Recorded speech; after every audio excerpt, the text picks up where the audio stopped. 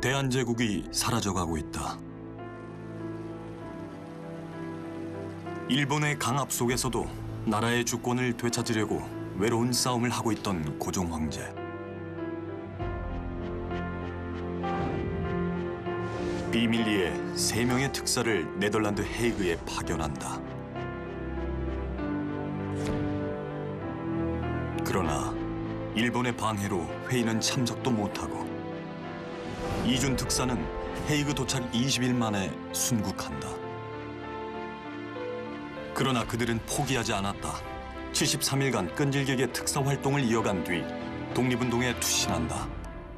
Specifiek Iwijong erin slaagt om een zeer goed pleitbezorger te zijn van de Koreaanse zaak. 일제 36년간 진행된 그 독립운동의 선구적인 활동으로 그 헤이그 사행에 갔을 적에 그분들은 돌아올 수 없는 길을 가는 거예요. 그리고 그들은 끝내 고국 땅을 밟지 못한다.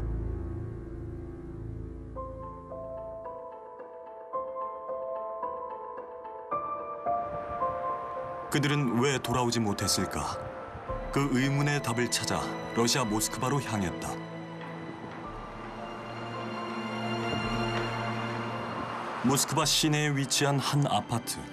이곳에 헤이그 특사 중 한 명이었던 이위종의 후손이 산다. Здравствуйте. Это вы, Юлия? Да, я Юлия. Я правнучка Ливи Джона. Проходите, пожалуйста. 좁은 복도를 따라 들어간 곳에 또 한 명의 후손이 있다. Это Людмила, внучка Ливи Джона. Здравствуйте. Здравствуйте. 인사를 나누자마자 취재진을 안방으로 안내하는 류드밀라 씨. Портрет Либонджина и портрет Ливи Джона.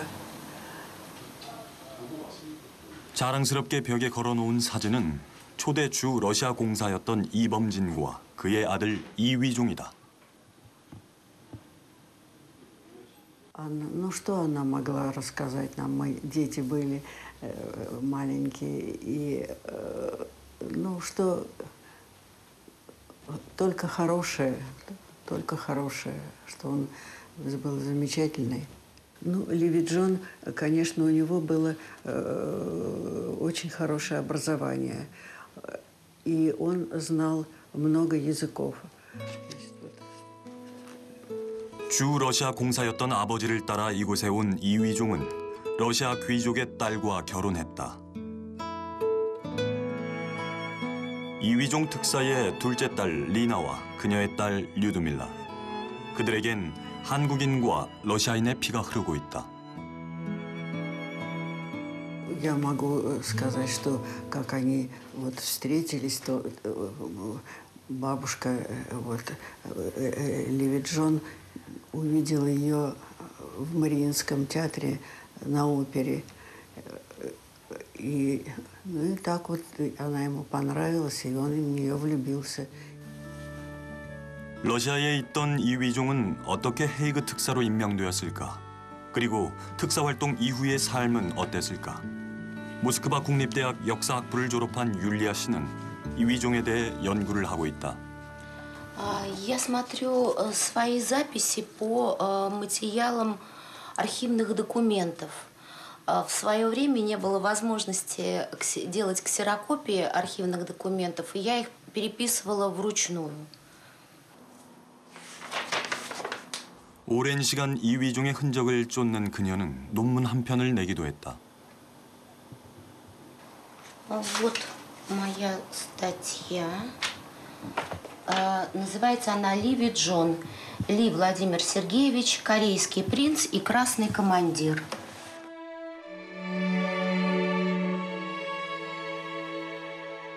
특사 활동 이후 항일 독립운동을 하던 이위종은 돌연 실종되었다.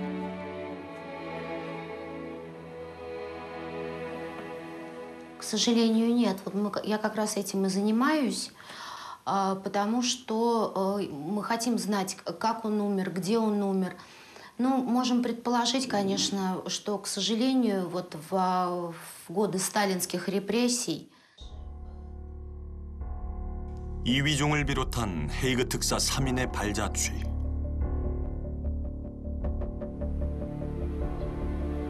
그 시작은 1907년으로 거슬러 올라간다. 당시 고종은 덕수궁에 머물러 있었다. 1904년 의문의 덕수궁 화재 사건 이후 고종은 궁궐 가장 깊숙한 곳에 위치한 중명전을 편전으로 쓰고 있었다. 때문에 대한제국의 아픈 역사를 고스란히 담고 있는 중명전. 일본이 강제로 한국의 외교권을 박탈한 을사늑약이 체결된 곳도 이곳이다. 고종의 승인 없이 작성된 문서. 무장한 일본군이 덕수궁을 에워싼 가운데 박재순을 비롯한 을사오적의 승인만을 받아 졸속으로 체결된 것이다. 고종은 일본의 불법적 만행을 세계에 알리기 위해 외교전에 힘을 쏟았다. 고종이 보낸 친서가 영국 트리뷴지의 원문 그대로 실렸고 부당한 조약이라는 것이 만평으로 소개됐다. 고종의 애끓는 노력이 이어졌다. 1907년 헤이그에서 열리는 만국평화회의에 마지막 희망을 건 고종. 서구 열강들이 이미 일본 편에 섰다는 걸 알았지만 대한제국의 의지를 세계에 알려야 했다. 고종이 특사로 임명한 인물은 이준. 어렵고도 막중한 임무였다.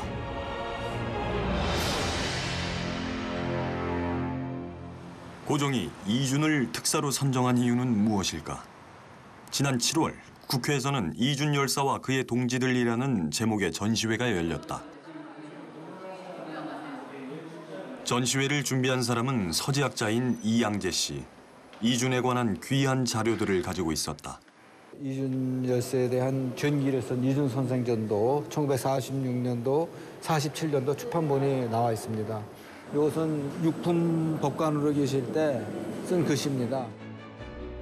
법관 양성소 1회 졸업생이자 와세다 대학에서 법학을 공부한 이준은 평리원 검사였다. 못 말리는 강골 검사입니다. 그리고 정의감에 불탔고 오직 정의만 생각하고 또 국가만 생각했던 분입니다. 예를 들어서 을사오적을 암살하려고 하던 사람들이 잡혀 들어왔으면 그 사람들을 무죄방면한다든가. 1906년 순종의 가래식을 맞아 특사령이 내려졌다.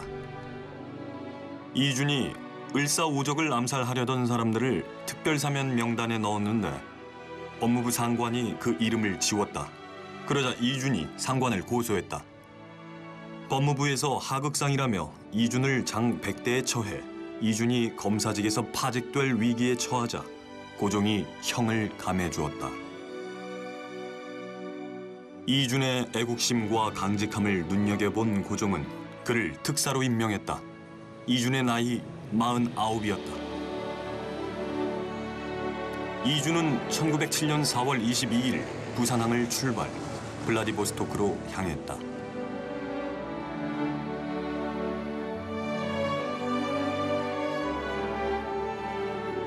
당시 연해주 블라디보스토크는 독립운동의 전초기지였다. 이준이 이곳에 온 건 또 한 명의 특사를 만나기 위해서였다. 의정부 참찬이었던 이상설. 그는 어떤 사람일까? 이상설의 흔적을 찾아 예산으로 향했다. 세월이 비껴간 듯 옛 모습을 그대로 간직하고 있는 수당 고택. 독립운동을 하던 수당 이남규의 생가다. 안녕하세요. 이문호입니다. 그 이상설 선생님의 귀한 책이 좀 있다고 그래서. 예, 이건 백승호초라고 본인이 제목을 쓰셨는데 백승호초를 열어보니까 여기는 물리학에 대해서 이렇게 설명을 하셨어요. 그 이제 실험 도구도 그려가면서 이거 일일이 붓으로 당신 혼자 독학하면서 이것도 다 친필입니다. 화학과 식물학까지 신학문을 소개한 백승호초. 그런데 그것만이 아니다. 국가로는 조세를 비롯해 국가 경영에 필요한 경제학 개론을 자세하게 기술해 놓은 책이고 수리수권은 현대 수학을 정리한 책이다. 1886년 이상설 나이 17에 쓴 것이다. 이상설 선생의 가장 큰 기여는 그 전통 산학과 현대 수학을 연결시키는 그 다리 역할, 브릿지 역할을 하신 것입니다. 초등학교 수준에서 시작해서 중등학교 수준을 넘어서지 않는데 근대 수학 내용을 다루는 책이 19세기에 이미 우리나라에 나와 있었다는 것은 상당한 의미를 갖게 됩니다. 그 일을 이상 선생이 하셨고 당대 최고의 석학이었던 이상설은 1894년 조선의 마지막 과거에서 급제해 여러 관직을 두루 거친 뒤 1905년 의정부 참찬에 오른다. 을사늑약이 체결되던 바로 그 해였다. 을사늑약이 체결되자마자 이상설은 가장 먼저 나서서 상소를 올렸다. 이치상 무효로 되어야 마땅하고 회의에서 동의한 여러 흉역들은 역적이니 법에서 용서할 수 없습니다. 신은 울분의 피가 가슴에 가득 차고 뜨거운 눈물이 눈가에 넘쳐 흘러 정말 당장 죽어버려 모든 것을 잊어버렸으면 합니다. 을사늑약이 체결될 당시에 민영환 선생하고 이제 아주 그 많은 논의를 했어요. 어떻게 이 난국을 타개하느냐. 그래서 모든 대신들이 여기에 서명하지 않도록 하자. 그리고 황제께서도 끝까지 이걸 인윤하지 않으시도록 해서 이제 건의를 드리고 또 만일에 일이 여의치 않을 경우에는 우리 모두 자결하자. 이런 각오까지 했던 분이에요. 종로에서 열린 을사늑약 반대 집회에서 당시 29이던 청년 김구는 자결을 시도하던 이상설을 봤다.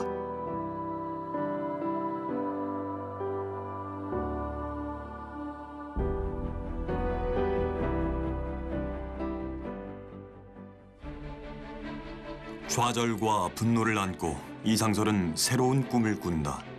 1906년 북간도 용정으로 망명한다. 이곳에서 이상설은 서전서숙이라는 학교를 세워 민족주의 교육을 실시한다. 용정에 있던 이상설은 헤이그 특사로 임명되었다는 소식을 듣고 블라디보스토크로 왔다. 이준과 이상설, 두 사람은 러시아 횡단 열차에 몸을 실었다. 블라디보스토크를 떠난 두 특사가 보름 만에 도착한 곳은 러시아의 상트페테르부르크. 상트페테르부르크는 제정 러시아의 수도다.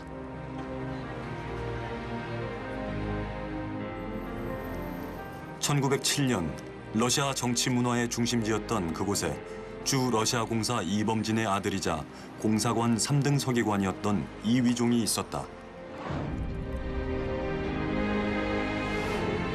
이위종의 나이 21살이었다. 그 아버지 이범진, 그 당시 주 러시아 공사였는데 이분이 미국의 또 주 유럽 또 주 러시아 공사를 역임하면서 이제 이동을 하게 되는데 아들을 데려갔어요. 그러다 보니까 이위종 이분은 미국에서 프랑스에서 러시아에서 공부를 할 수가 있었고 그래서 이제 영어, 불어로에 능했죠. 당시 한국에서는 그런 인물을 찾기 굉장히 어려웠습니다. 이준이 부산항을 떠난 지 2달여 만에 특사단이 완성됐다. 이상설은 정부 관료를 대표해서 공식 직함을 가졌다라는 것이 있고 유희종은 또 언어가 되니까 또 외교관의 자녀이니까 가서 이런 걸 해야 되는 게 있고 그다음에 이준 같은 경우에는 그래도 법학을 전공했으니까 지금 국제법을 어긴 행위에 대해서 얘기하려고 하는 것이잖아요. 그러니까 이준은 추천이 된 것이라고. 약소국 침략이 정당화되던 제국주의 시대. 대한제국의 운명이 세 특사에게 달려 있었다. 그들이 베를린을 거쳐 헤이그에 도착한 건 6월 25일. 47개국이 참석한 만국 평화회의로 헤이그는 들썩이고 있었다. 이위종의 외증손녀인 율리아 씨가 109년의 시간을 뛰어넘어 새 특사의 길을 따라가 본다. И я хотела увидеть этот город, где вершились судьбы народов, и прочувствовать и прикоснуться наверное, к мыслям Эвиджона. 6월 말 헤이그 거리는 지금처럼 꽃이 만개했을 것이다. 새 특사는 우선 역으로부터 걸어서 10여 분 거리의 숙소를 잡고 짐을 풀었다. 숙소에서 그들이 제일 먼저 한 건 태극기를 내거는 것이었다. 지금도 그때처럼 태극기가 나부끼고 있다. 어서 오세요. Hello. 한국말 하세요? No. Welcome to our museum. Thank you. Yes, I understand your mother wanted to come over here. Our museum is the hotel, Yeah. 1907, and then they three delegates stayed in this hotel. We bought this one, and then we made Eden Peace Museum. 재개발로 매각될 위기에 놓여있던 호텔을 대기업 주재원이었던 송창주 관장이 자비를 들여 매입하고 기념관으로 꾸몄다. 영영 사라질 뻔했던 유적과 유물 앞에 선 율리아 씨. 109년 전의 모습을 그대로 간직하고 있는 전시관에서 율리아 씨는 감회에 젖는다. It's quite emotional. Yeah, very emotional and very important for me. Yeah. So.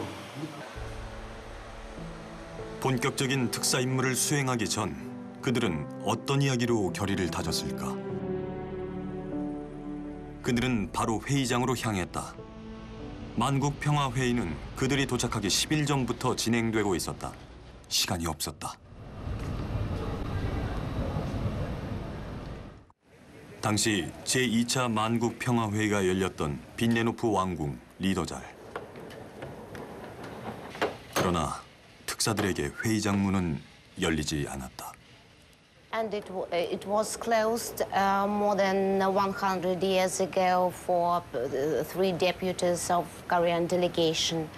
And I cannot express their feelings because I'm sure they were really very disappointed with this situation, that the door of the peaceful conference in Hague 1907 was closed for them.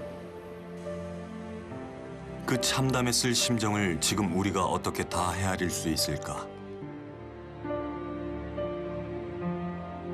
6월 15일 시작된 만국평화회의는 10월 18일까지 3개월간 진행될 예정이었다. 주제는 세계 평화와 군비 축소.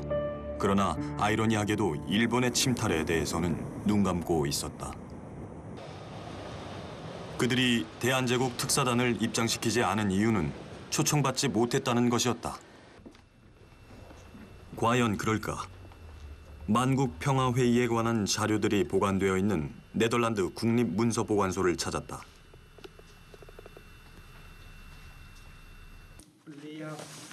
제2차 만국평화회의 초청국 명단을 찾아보기로 했다. Hier staat niets. Staat hier wel Korea? Ja, hier staat het.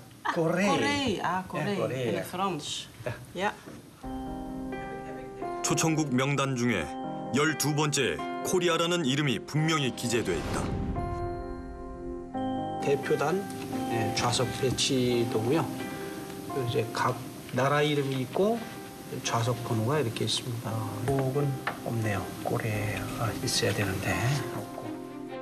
왜 초청국 명단에는 있던 한국이 회의 전 작성된 좌석 배치도에는 빠졌을까? 제2차 만국평화회의 주최국은 러시아. 1905년 니콜라이 2세가 대한제국을 초청국 명단에 넣었다. 그런데 1906년에 열리기로 했던 평화회의가 1년 뒤인 1907년으로 미뤄졌고 그 사이 러시아의 대외 정책이 바뀌었다.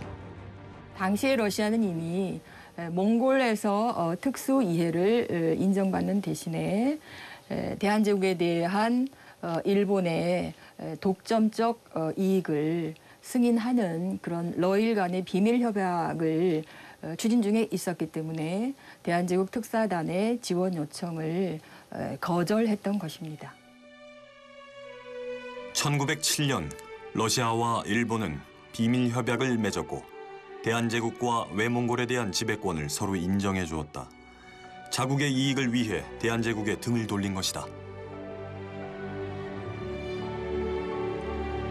만국평화회의가 열리기 직전 러시아 외무장관 이즈볼스키는 만국평화회의 의장 넬리도프에게 전문을 보냈다.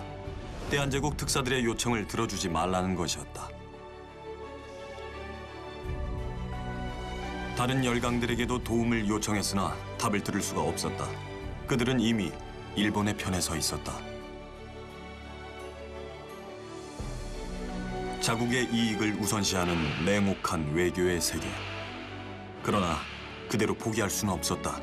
새 특사는 장외투쟁에 돌입했다. 각국 대표들에게 호소문을 나누어줬다. 당시 특사들이 나누어줬던 호소문이 네덜란드 국립문서보관소에 남아있다.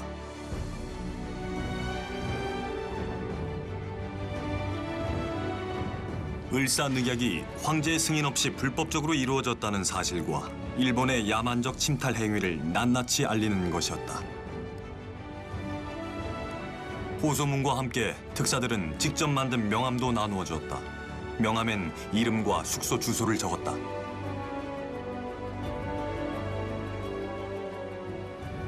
비록 회의장에 들어가지는 못했지만 그들은 특사 임무를 계속했다. 장장 73일간의 행적을 연구한 교수가 있다. Nice to meet you. Nice to meet you indeed. Hi. My name is Julia. Hi. Have you seen my article on E.V. Jong? Yeah, very interesting. As for descendant, it's... Oh, you are a descendant Yeah, even? yeah. Wow. Yeah. We should shake hands again. Yeah. I'm shaking the hands of history here. 네덜란드 레이던 대학에서 한국학 강의를 하는 꾼드 교수. No, we can't film. This is too much of a mess. Yeah. 한국 역사 중에서도 식민지 시대에 관심이 많은 그는 만국평화회의 당시 특사들의 구국 활동에 큰 감명을 받았다. Do you speak Korean? Yes. International, so he knows how to approach journalists and he knows how to communicate with journalists. I've called him a spin doctor. Je ziet de reactie van de imperialistische grootmachten en die eigenlijk vanuit eenzelfde houding, vanuit een zeer imperialistische, neerbuigende houding naar die Koreaanse delegatie keken. En dat vond ik eerlijk gezegd zeer interessant. 당시 외신 기사를 모두 뒤진 꾼드 교수는 흥미로운 결과를 얻었다. 신문 기사만으로 특사들의 행적을 추적할 수 있을 정도로 그들은 언론의 주목을 받았다.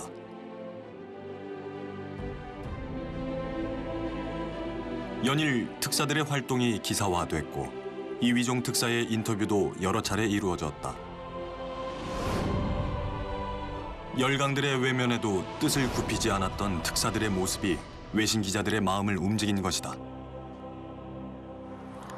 이위종 특사는 외신 기자들이 모인 프레스센터에서 유창한 불어로 연설을 하기도 했다. 대한제국은 구릉 하나하나가 천연 요새를 이루는 산악국가이며 2천만 우리 민족은 우리나라를 극동의 스위스처럼 만들 수 있었습니다. 그러나 우린 전쟁을 원치 않았습니다. 일본은 독립군주를 자택에 감금해 두고서 신변을 보호한다고 합니다. 우린 어디에서 이 같은 침탈 행위를 유죄 선고받게 할 수 있단 말입니까? De meeste geschiedenisboeken het hebben over een mislukking. Het lijkt alsof er heel weinig historische impact geweest is van die missie. Te kijken hoe die delegatie en dan specifiek Iwi Jong erin slaagt om een zeer goed pleitbezorger te zijn van de Koreaanse zaak. Doordat hij heel veel kennis en inzicht had in de diplomatieke wereld, de westerse samenleving goed beheerste en daardoor op een zeer efficiënte manier wist te communiceren met journalisten. 그런데 예기치 못한 불행이 닥쳤다. 헤이그 특사 중 한 명인 이준 특사가 갑작스레 세상을 떠난 것이다. 우연히 이준 특사의 이야기를 알게 돼 최근 신문에 글까지 기고하게 된 얀만 씨. 그가 시립문서보관소에 있는 이준 특사 관련 자료를 보여줬다. 헤이그에 도착한 지 20일 만인 7월 14일 이준 특사가 사망했다는 기사였다. De indruk die kwam, ze hebben diepe indruk op me gemaakt, want ik vond het heel heldhaftig om helemaal uit Korea op zo'n levensgevaarlijke missie te gaan. Waarvan ze van tevoren ook niet wisten of die zou kunnen slagen. Dus ik vond het heel dapper dat ze dat aandurfden en deden. 사인은 뭘까? 1907년 헤이그에서 사망한 사람들의 기록을 담고 있는 책. 이준 특사의 나이와 사망 날짜뿐 사인을 알 수 있는 기록은 없었다. 국제 외교 무대의 그 어떤 냉혹한 실상, 거기에 이분이 충격을 받는 거예요. 정신적인 충격이 너무 큰 거죠. 그래서 그 네덜란드 현지에서 그 꼼짝달싹도 못하는 그러한 그 상황이 이준 열사로 하여금 죽음으로 몰고 간 거예요. 열강들을 향한 외롭고도 힘겨운 싸움이었다. 그만큼 서로에 대한 의지가 컸던 새 특사. 이상설의 충격은 컸다.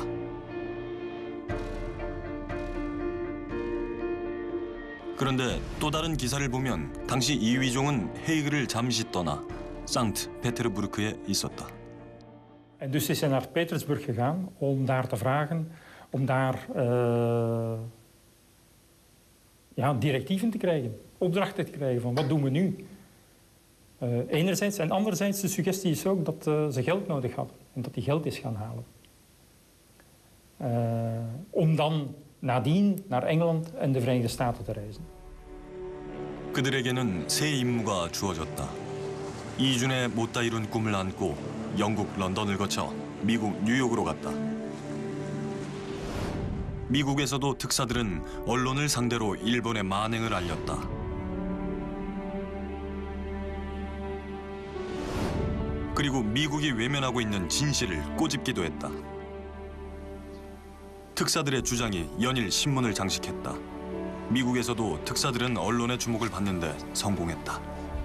우리 대한제국은 마지막 피 한 방울까지 싸울 것이다. 일본의 불법적인 그 주권 강탈 행위와 국제법 위반 행위에 대해서 미국인들이 알아야 한다. 그렇게 호소한 것이고 실제로 미국 내 여론의 반향이 상당히 있었고요. 더 나아가서는 일본이 앞으로 태평양 지역까지 진출을 해서 미국의 국익을 위협할 수도 있다라는 점을 강조함으로써 전체적으로 동아시아의 평화에 대해서 헤이그 특사단이 특사단 평화회의 이후에도 정당한 그런 외교 활동을 벌인 것으로 평가할 수 있습니다. 그러나 국내에서 들려오는 소식은 암울했다. 7월 19일 헤이그 특사 파견을 이유로 일본은 고종을 강제 퇴위시켰다.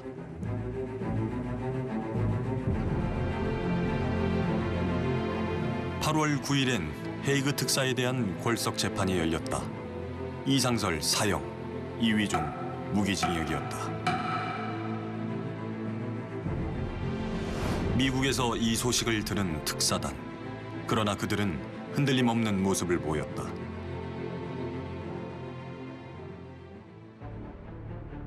(8월 31일) 이상설과 이위종은 네덜란드 헤이그로 다시 돌아왔다. 그들에겐 마지막 임무가 남아 있었다. 시신마저 고국으로 돌아갈 수 없었던 이준을 헤이그의 한 공원 묘지에 묻기로 했다. 시신에 대한 확인 증명서를 여기에 있는 주재 일본 공사가 확인을 해줘야 돼요. 그래야 그 선박회사가 시신을 인수하는데 일본 공사가 확인을 해주면은 시신이 한국에 돌아가면은 한국에서 항일 밀란이 날까봐 일본이 그걸 허락을 안 한 거죠.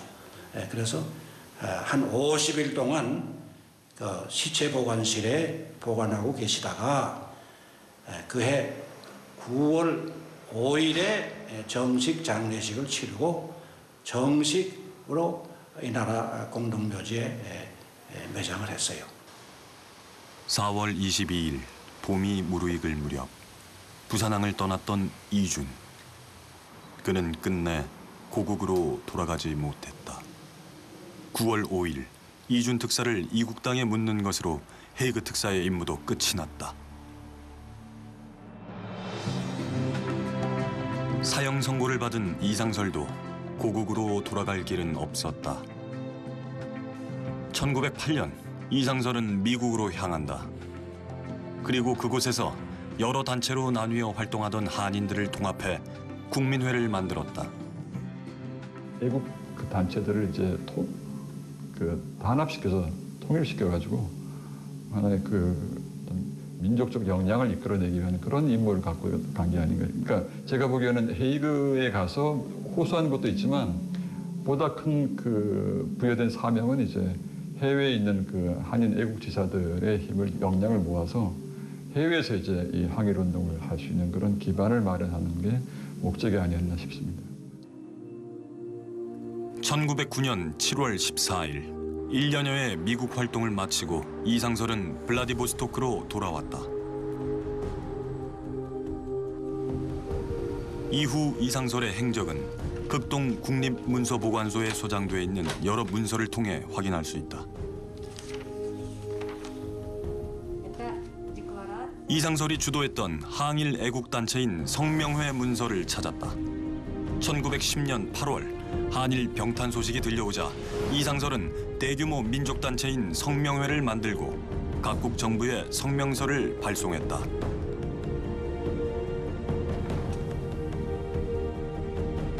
블라디보스토크 관리 책임자가 연해주 군사총독에게 보낸 문서에 이상설의 이름이 또 등장한다. 뿔뿔이 흩어져 있던 의병을 한데 모아 13도 의군을 창설했는데 이상설이 책임자 중 한 명이었다. 일본과의 충돌을 피하고자 했던 러시아는 책임자들을 체포했다. 그러나 이상설의 의지를 꺾을 수는 없었다. 12월 6일 권업회 회의가 있었어요. 회원들 명단이거든요.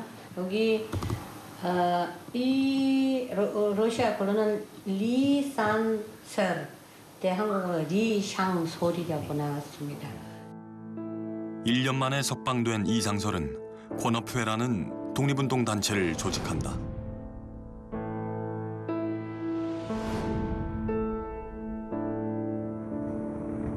권업회의 주요 활동 공간은 블라디보스토크의 신안촌.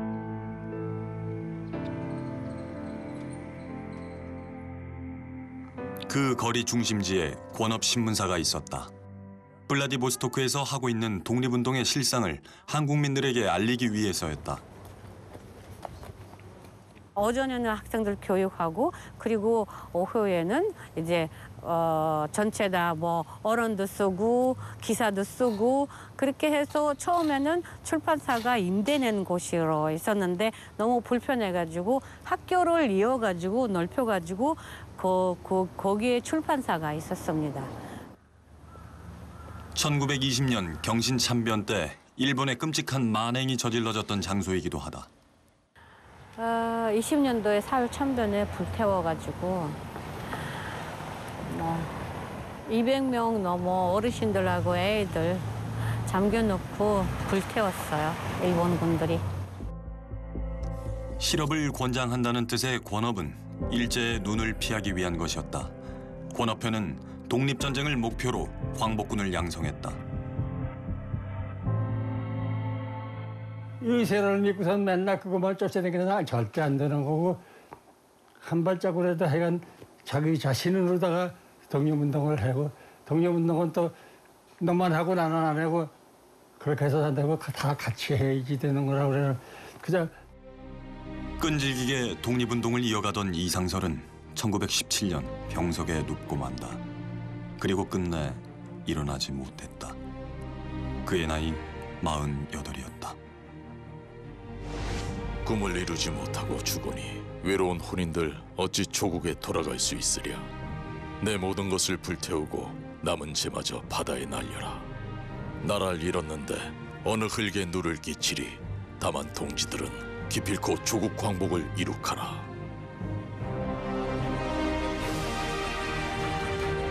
장례식은 3월 초 시베리아의 찬바람이 몰아치는 수이푼 강가에서 그의 유해와 유품을 태웠다. 이상설이 눈을 감고 84번의 해가 지난 2001년 조국은 그를 위해 수이푼 강가에 비석 하나를 세웠다.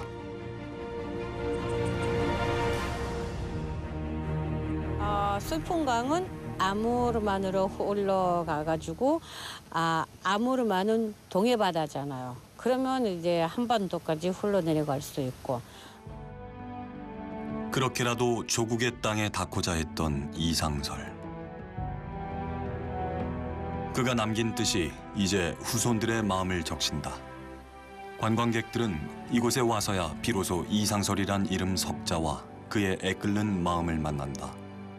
예, 좀 많이 무겁습니다. 올 때마다 제가 일주일에 한 2번씩은 오는 것 같은데 올 때마다 좀 많이 무거워서 계속 반성하고 또 공부하고 있습니다.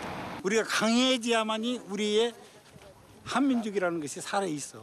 그런데 우리가 약해지면 그것도 사그라져 버려요. 역사는 그렇게 유유히 흘러 현재로 이어진다. 헤이그 특사 중 가장 어린 나이였던 이휘종은 어떻게 됐을까?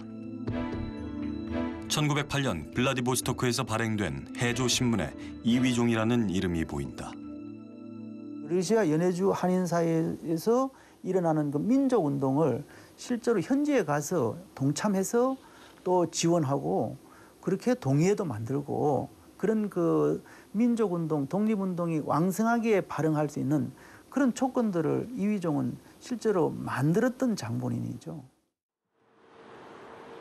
특사 임무를 마친 뒤 블라디보스토크에 온 이휘종은 본격적으로 독립운동에 뛰어든다. 그런데 1911년 1월 이휘종에게 비보가 전해진다. У меня есть кассета, где запечатлены похороны Ли Бомджина, которые состоялись 20 января 1911 года.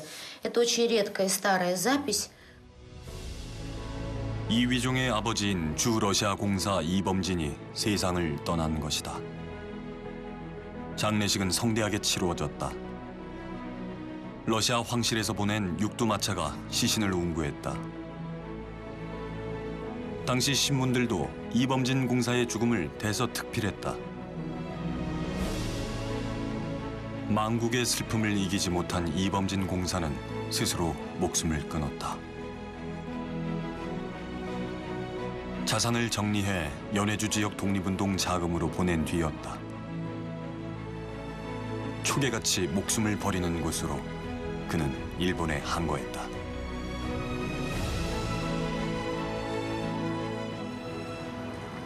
아버지의 죽음 이후 이휘종은 어떻게 살았을까? 마지막 행적이 묘연한 이휘종의 흔적을 찾고 있는 또 한 사람이 있다. 상트페테르부르크 국립대학교의 한국학 교수 구르바노프.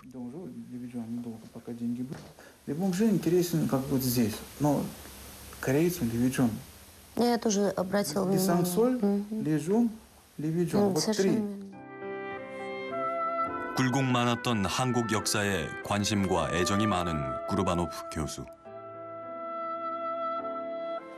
그는 얼마 전 이휘종이 살았던 아파트를 찾았다. 아버지가 세상을 떠난 뒤 이휘종은 극심한 경제난에 시달렸다고 한다. 이휘종 특사님께서 아버지 돌아가셔가지고 살 길이 없어서 죽음도 끊기고 그분 러시아 외무부까지도 신청을 해봤습니다. 저를 좀 구용하십시오. 전 통역관이라도 거기 일하겠다. 거절받았습니다. 그래서 할 수 없이 상페테르부르크 그때 페트로그라드 근교 상페테르부르크 페트로그라드 그 근교에 있는 그런 그 기차역으로 가서 세관에서 일하게 되었습니다. 이휘종이 살았던 아파트는 어떤 모습일까? 아쉽게도 지금은 다른 사람이 살고 있어 안으로 들어가 볼 수 없었다. 그래도 옛 모습을 그대로 간직하고 있다는 것만으로도 감사한 일이다. 이위종의 채취가 곳곳에 묻어 있을 것이다. 그런 농담으로서 만약 누구 다른 사람이 집 사게 되면은 대문이라도 버리지 말고 주십시오. 그런 것 하고 있어요. 나중에 그 대문 정세원 갖다 놓고 이런 기념관 만들 때는 이거 이위종 특사님께서 살아계실 때 그 문 만졌던 역사적인 그런 문이다. 그런 좀 기록을 좀 남기고 있습니다. 연구는 나중에 해도 되고 교육은 조금 천천히 해도 되고 지금 가장 중요한 것은 우리 과거에 대한 그런 그 남은 그런 물건 이런 그 뭐랄까 유적들 없어지고 있으니까 우선 우리 모두 다 그런 유적들이 없어지지 않기 위해서 노력하는 그런 첫 번째 목적이고. 아버지의 죽음 뒤 가장의 자리로 돌아와야 했던 이위종. 그러나 그는 조국을 외면할 수 없었다. 1916년 블라디미르 사관학교에 입학한다. 그리고 러시아 적군에 가담해 일본군에 맞서 싸운다. 이후 이위종에 관한 마지막 기록은 1919년에서 멈춘다.